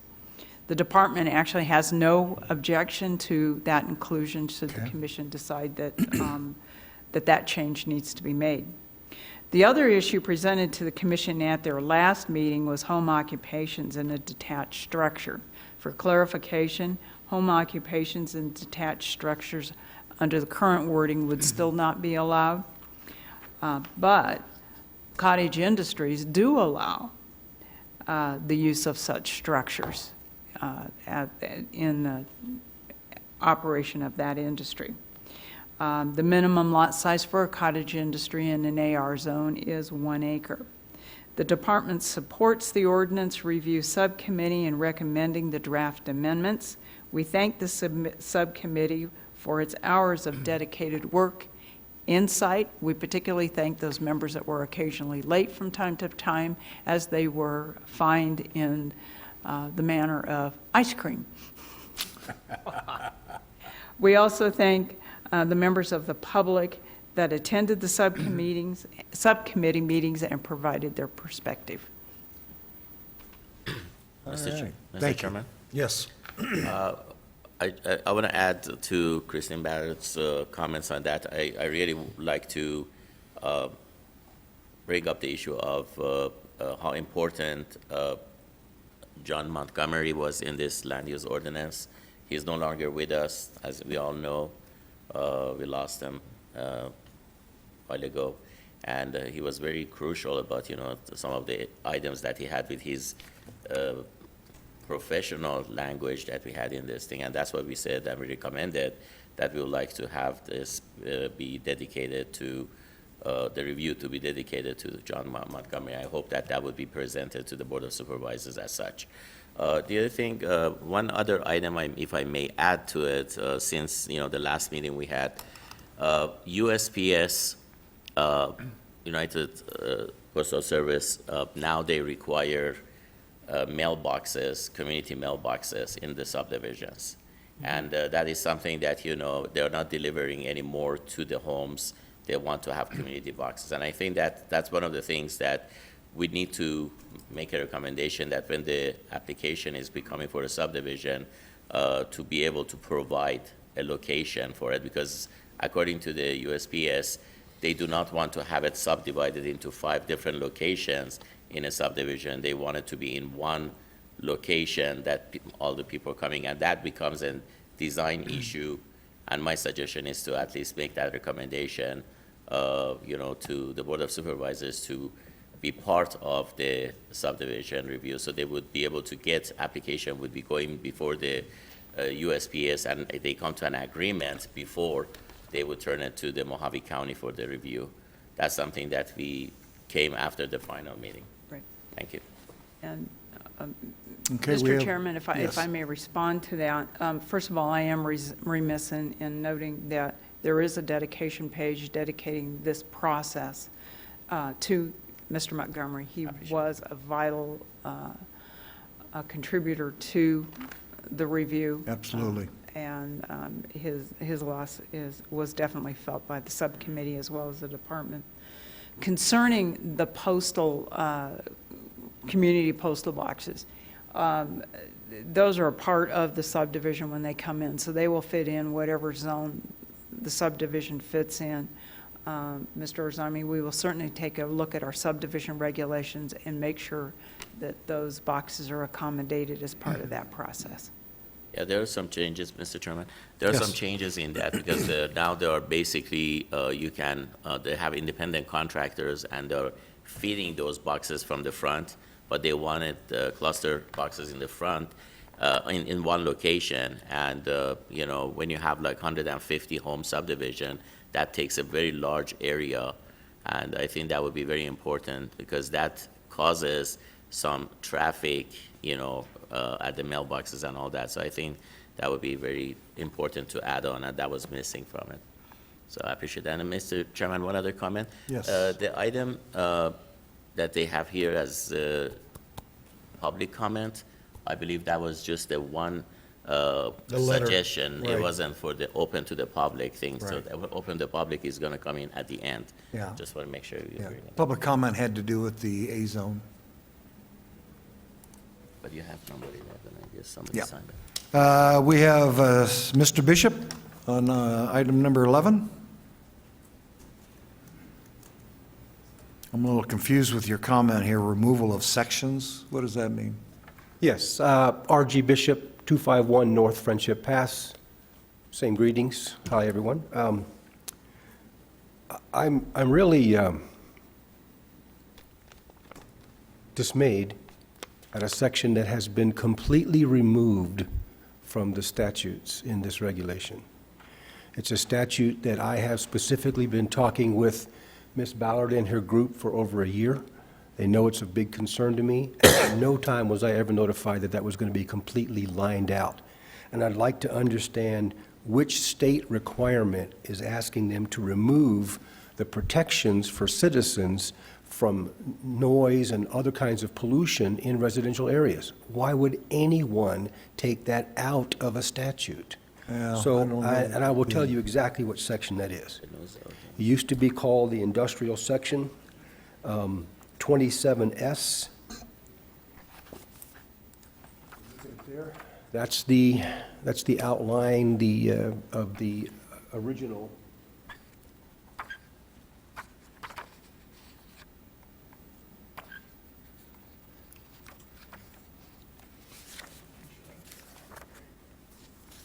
This section right here, 27S, was industrial performance standards. It was required of any development in or near a residential area to provide protections for the citizens and wildlife of that area. It includes a large number of things. To me, most importantly, is noise regulations. As you know, some organizations, and we've been talking about noise all morning. As you know, there are noise regulations put out by the EPA, starting back with the Clean Air Act in 1972, and they began implementing noise regulations, and it states that all levels of government, including state and subdivisions, excuse me, which would include counties and cities, must be enforcing these regulations. And that regulation, that one of the stipulations in Section 27S specifically addressed noise on page 131 to 133 or something. And that in this draft, which, by the way, this is the first time I've ever seen it. I've never heard of any of these meetings going on. I take it kind of as a personal affront that nobody told me that this was going on, since I communicate with them almost monthly about that particular section. That entire section was completely lined out. If you look at the draft, it's just lined out. No explanation as to why. It has very specific guidelines in accordance with EPA rules and regulations. Why was that removed? Why are the protections for the citizens of communities removed? Let's see if we can't get an answer for you. Staff, anybody want to tackle that? Mr. Chairman, members of the commission, 27S was removed because it relied basically on measurements at property lines of decibel levels. The department has never had the ability to measure decibel levels at property lines. It is not, we do not have the equipment, we've never had the training. It was considered one of those sections of the ordinance that indeed we could not enforce. We did not have the training or the equipment to do so. You got anything, Mr. Azami? You are the chair. Same thing. When we have no tools to measure, we have no inspectors to do anything. So, I mean, bottom line is that, how would you be able to regulate that? May I speak to that specifically? May I speak to that subject specifically? After I finish? Yeah, well, let him finish, and then we'll come back, okay? So basically, we do have a noise ordinance that basically was passed, recently by the Board of Supervisors. And that is, if you read that, it basically covers some of these requirements, but there is, as I said, the instrument to measure or the department to measure noise. If somebody complains about it, it doesn't exist right now with the Mohave County. If it comes to a point that, they have that method of measurement and all that, then, that should be added on. But at this time, we don't have it. Well, the only problem I got with that is,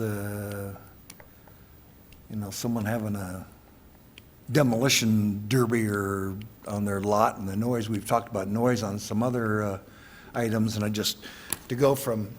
We do have a noise ordinance. I know, I'm just saying, we should have something. I mean, if they're out there dynamiting or something, that's way beyond the decibels of 60 or 90.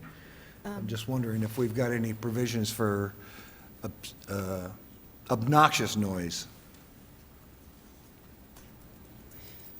Probably not. Yeah. Go ahead, Ms. Bell. Yeah, Mr. Chairman, members of the commission, at the same time, the review committee was going through the zoning ordinance, the committee also took up the noise ordinance, and that noise ordinance was brought to you earlier this year. Right. The difference between the two is that the section 27S concentrated on industrial uses and industrially zoned property. The noise ordinance was basically throughout all unincorporated areas of the county, not only on private land, but also on public land, even road rights of way. The noise ordinance basically says any noise that is disturbing, disturbs sleep, is distracting, is considered not acceptable. The ordinance does make some provisions for noise during what you would consider normal waking hours. So I think from 7 in the morning till I believe 10 at night, some noise is exempt from the ordinance until basically it's time to slumber, or most people consider it's time to slumber.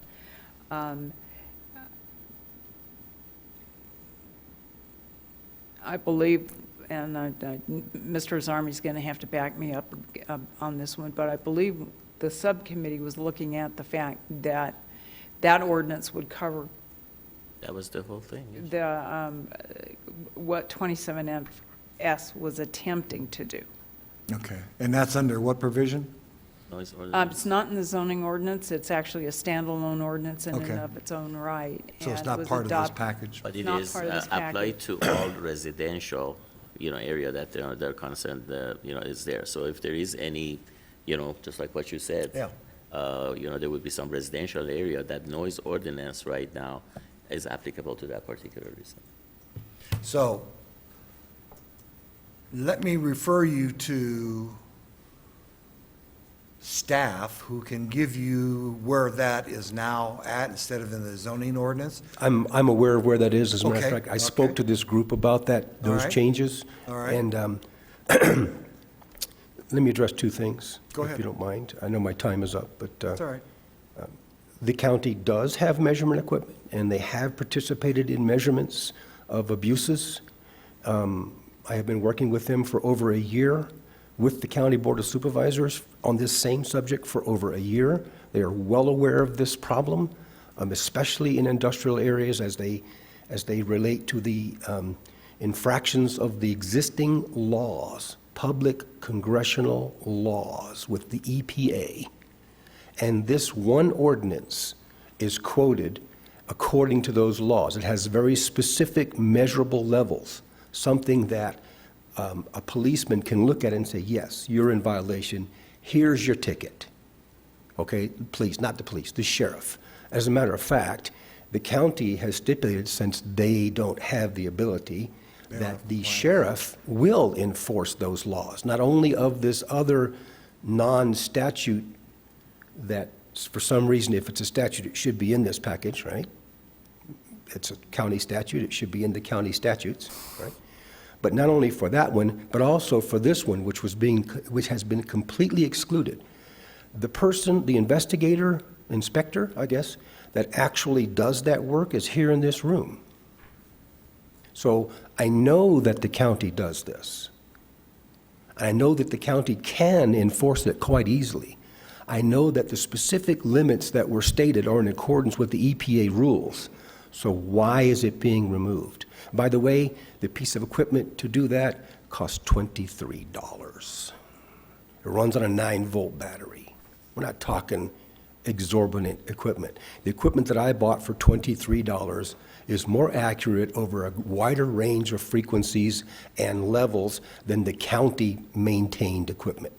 So that's ridiculous to say that, oh, we can't do that because we don't have the equipment. It's a handheld device. It's in my car. If you'd like me to bring it in, I'll have it show it to you. That's all right. So I am appalled that the protection mechanism specifically built into that, and the verbiage in that states that the Well, purpose... let's get staff to, we're just kind of going around and chasing our tail here right now.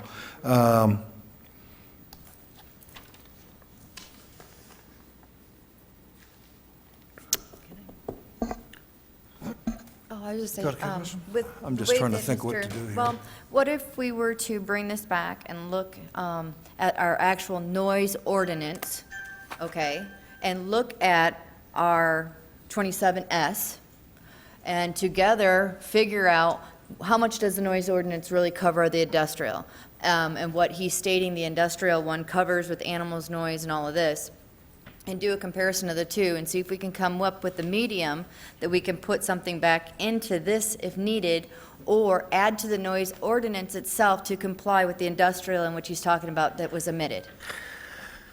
I think it would be a great idea to include an actual noise ordinance in the new book of ordinances. If you're going to delete one that exists, it should be incorporated. I agree with that Mr. 100%. Zani. And I would very much like to be involved with that process this time.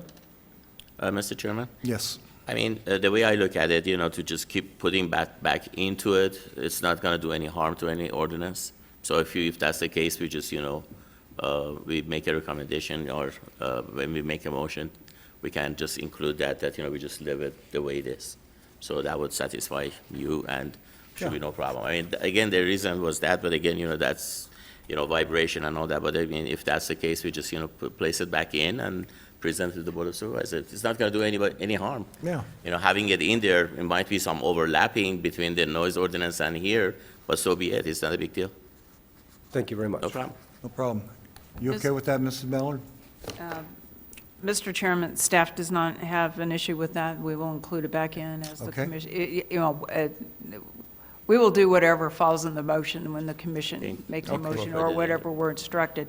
I would like to point out, this is not, the ordinance that's being presented to the commission today is not a book of ordinances. It is one of many ordinances the county has. It is not a codified. set of ordinances. Okay. Mr. Chairman, I'd like Yes. to say, I've looked this over quite a bit, because a few years ago, the subject came up, and I was asked if I'd be on the committee to look at this, and I just made suggestions that they get some very good people, contractors, business people in the industry and so forth, and I think you've done a very good job on this.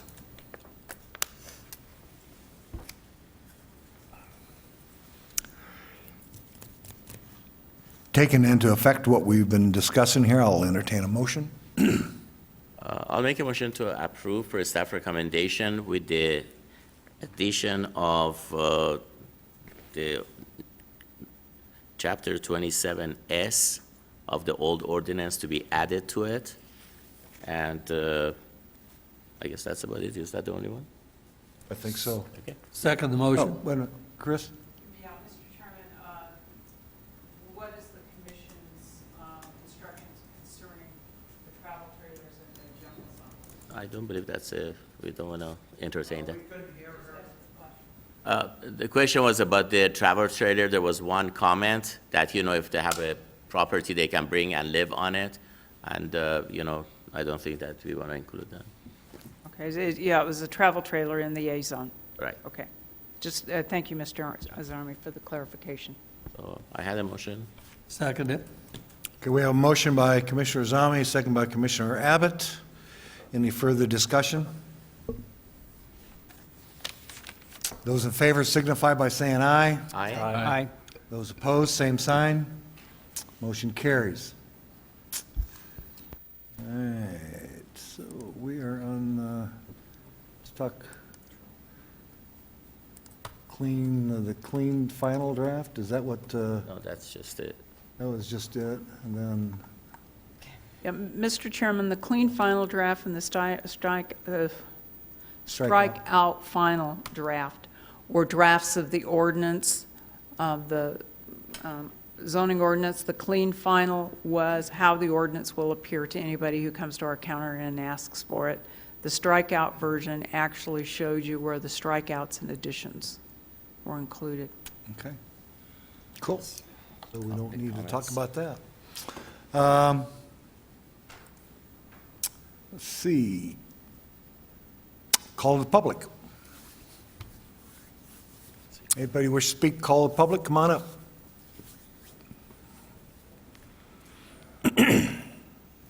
Oh, wait a minute. Yeah, that's all right. Never mind. Yeah, that's all right. I had you on 12, but 12 is the same as 11. Call to public, item 12. I did submit two subjects. We've been kind of talking around them all morning. Yeah. I want to specifically bring them up. At the last meeting, last month, I brought up the fact that I have been emailing and communicating with planning and zoning as part of the 10-year plan review about some questions I had about an area, a suburban development erroneously named Silverado Annex, and the board took an action to get back with me for an answer. I asked 5 questions. Who did it? Where is it? Where's a copy of it? Who approved it? What's the real name of it? Because it doesn't really appear in the database anywhere. And they agreed, they took it for action to answer. I have not heard anything. So that's one of my subjects. Ms. Ballard? Mr. Chairman, members of the commission, to answer Mr. Bishop's question, we do not know where Silverado Annex came from. The only thing we consider was it was a label that somehow was on an old base map that got carried forward. We could not find such a thing. The reference to a Silverado Annex has actually been removed from the map that Mr. Bishop was looking at. So the 10-year plan map, that section that I highlighted, has been removed? The actual specific reference, the verbiage, Silverado Annex, was removed. What about the green outlined area? Because the Board of Supervisors goes off what's in there. And for an example, two of the discussions this morning were about some recommended changes based on existing diagrams, and one of those is that very existing diagram Okay. from that same person who owns all those sub-companies that's doing the development in not only Silverado Estates, but the Albiasa and the business park and now the commercial entity. All of that's in that same area. So it's important, I think, that the 10-year plan be accurate. And that's why I've been asking this question for a year. Okay. Go ahead. Yeah, Mr. Chairman, members of the commission, the green area is actually a planned designation.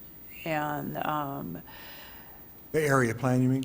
yeah, it's not just the area plan, it's also in the general plan. It was probably adopted at about the same time as the Silverado area plan, which is 1990-ish, I believe. 98, 98, 99, yeah, it was, maybe a better term would be, it'd be roughly around the year 2000. The commission, neither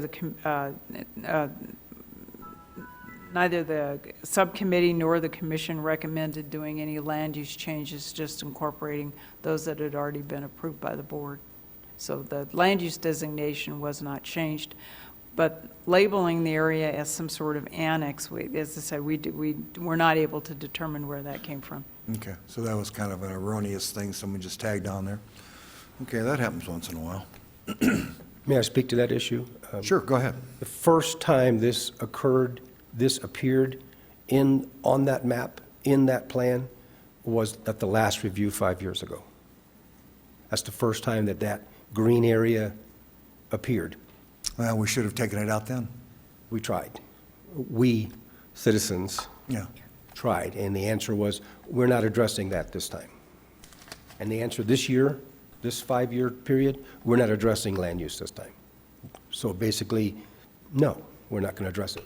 So I'm asking specifically because it includes all of Silverado Estates and already established community rural development areas that, according to this plan, says now is eligible to be updated to suburban development, which no one really wants. Okay. I know there's a dilemma out there. I know that. I mean, they were going to build a big solar plant. They're going to have houses out there. They're going to do everything when everything was going great. And then when things didn't go so great, they turned tail, basically, is what happened there, I believe. But I don't know if... Are they going to come back and get their trailers and all those things they've got their names on out there? Well, we'll see. Maybe they'll come out and not use them this winter. I'm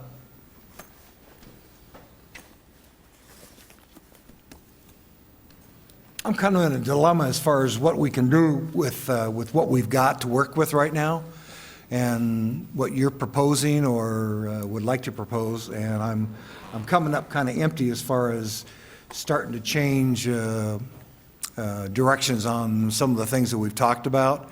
I think we're going to go ahead, we put that other thing back in there. I'm not sure exactly what ordinance or what part of the ordinances you're talking about to put it back in or to make changes or corrections. No, I'm not, this has nothing to do with ordinance. It's a completely new subject. Okay, just the map, okay, but that's all, when we look at stuff, we look at the ordinance, we look at the maps, we look at everything. Right. So, you know, it's, the map's part of it, and everything else is too. So, I don't know, is there anything we can do? The annexation part, forget it, it's over with, that's done, right? Well, yeah, Mr. Chairman, members of the commission, where it said Silverado annexation, that apparently was left, that was apparently something that was on an old base map that we just carried forward. Probably from the 90s. Yeah, most likely so, 90s, 1999, 2000, somewhere in there. Now, the land use designations were part of the Silverado area plan. Okay. And tolling back the bell on that one, going through and changing that particular designation may have some implications under Prop 207. The attorney has opined that area plans do fall under Proposition 207, and that change was a result of an area plan. There are some zoning approvals that are out there. In most specific, the one associated with Albiaza that has expired. Staff's currently reviewing that. We're reviewing that because it's a kind of a spaghetti web of changes that were made, and we're trying to ferret through which ones can be revoked versus, or which ones can be expired and told back versus which ones we're going to have to live with, and we're currently in the process of doing that. Hopefully we'll be bringing something forward to the commission to consider as far as expiring out some of those rezones in the not-too-distant future. Okay. But that would still leave the area plan in place. Yeah. So if Mr. Bishop wanted to really change something, he'd have to come back in and request an area plan change? Does that sound? Would that be possible? Well, I'm just trying to figure out what the mechanics are. Yeah, most, for area plans, the changes to area plans, the only ones the department is considering at the time are the ones that were requested by the property owner. The reason for that is that the attorney's office has opined that those area plans do fall under Proposition 207, and should we, as a county, just unilaterally decide to change those, we may be subject to paying compensation. Yeah. The option out of that is to get the property owners themselves, and Mr. Bishop is right. The entity that owns that property has numerous holding companies, and they are, the property is held by, a smattering of those. So we'd have to go through and figure out, although we know it's all one person or one group Right. of people. That's Homer? We'd have to go through, yes, that's Horner or Leo and something? Michael Horner. Yeah. We'd have to go through and, determine who owns what, or which one of their companies owns what, and notify each company separately. And So to cut to the get chase, what, if Mr. Bishop wants to make the change, what does he need to do? Mr. Chairman? He can, I guess he can write us, request that change be made. We can contact the Horners through their various companies, ask them if they will concur explicitly in writing. That's what the law requires, is that they concur explicitly in writing to the change. Okay. Mr. Chairman? Yes. I believe my understanding from Mr. Bishop's comments is that, there is an inconsistency with the area map versus what is out there. Is that correct? Yes. So basically, that's what I believe Mr. Bishop is asking, to check and see if the map is reflecting the correct area plan and, zoning or whatever that is basically is reflected on the map. Yeah, fortunately, I think Christine answered the question very early on by saying, yes, Mr. Bishop, that really doesn't exist, and it shouldn't have been put in the map. And by the way, this does not affect Silverado Estates. Silverado Estates is 3.5, 4 sections. This is 23 sections, including state land. This green square that was thrown down as a suburban, that's the alarming part to us, suburban development, an approved suburban development area, which requires there be a person to submit it, a plan, reviews, all kinds of things. And I've asked for those 5 items. Those are the 5 items, the first 5 items on the application to do a suburban development. And so since it doesn't really exist, shouldn't be any problem to take it out of the map. Okay. Chris Ballard? Mr. Chairman, Mr. Bishop's misunderstanding my statement. There was a word, or 2 words actually, on the map that said Silverado Annex. Those words should not have been there. The green color should be there. There is an ordinance, or excuse me, a resolution that matches back to that green color. So that green color is appropriate. As far as whether or not it's appropriate for the area is actually developing as a rule. This is not 100%, but as a rule, it's 10 and 5 acres out in that area. It has been for years. There's probably a couple that have split down below that, as there are in all 5-acre areas. That doesn't necessarily mean the general plan designation for suburban is wrong. It just means that at the present time, they've not developed, the parcels typically have not developed in that direction. Mr. Chairman? Yes. Can I make a recommendation if Mr. Bishop, Christine, and maybe Mr. Taylor would be able to have a meeting, go over this together to see, you know, to hopefully answer Mr. Bishop or, you know, clear the matter? Would that be possible? Mr. Azarmi, we can have a meeting. I am not going to predict the outcome. No, I understand that, but Yeah, at no. least, you know, there's a communication Sure, between no problem. We Mr. can certainly Taylor meet with and him. Mr. Bishop on this, because, you know, you can look at the documents, you can dissect it, and If there is a document that says this is the origin of it, and this is who submitted it and who approved it, and here's a copy of the plan, that's all I asked for. I want that's to what see I'm those things. Mr. Chairman, we can certainly provide Mr.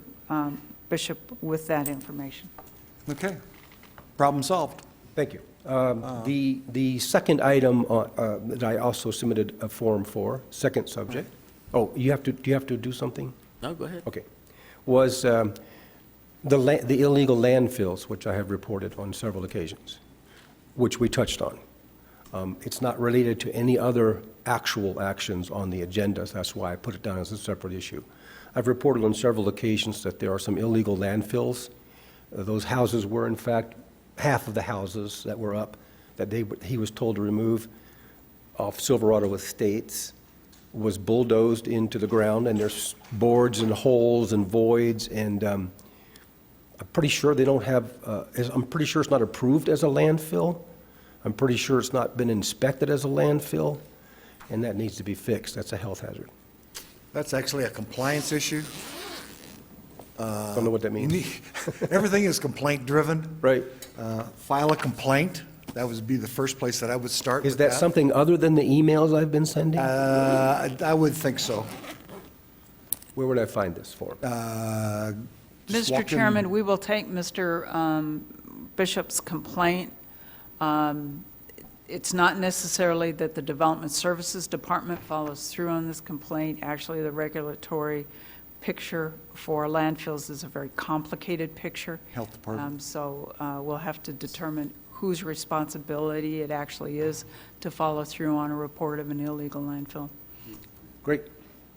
Mr. Hunt informs me it's the Arizona Department of Environmental Quality. That's it. Thank you much. All right, thank you. That'll end our public, huh? Oh, yeah, we're going to make a motion to adjourn, but let me, Make a motion to adjourn. we make a motion. Okay, quickly.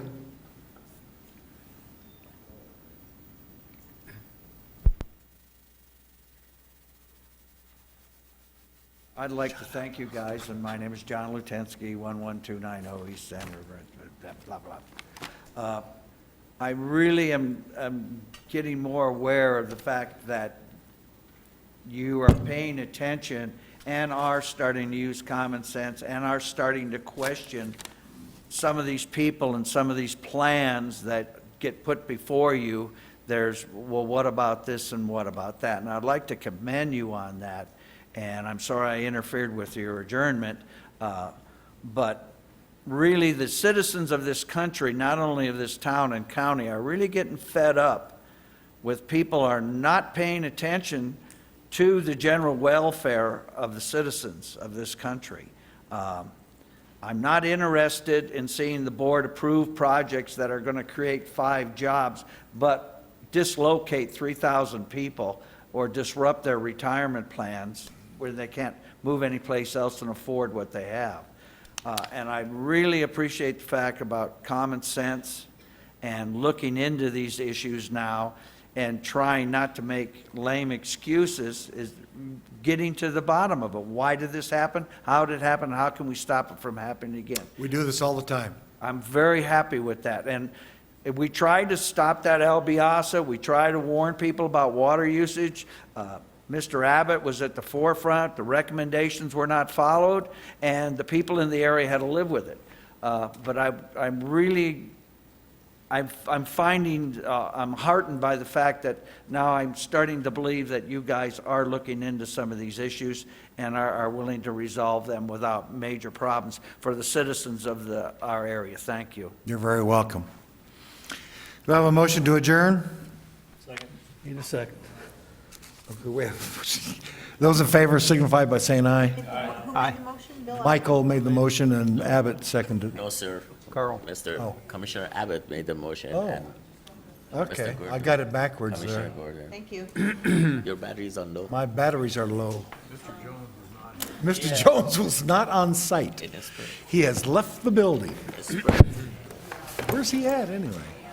You're supposed to be by phone. Really?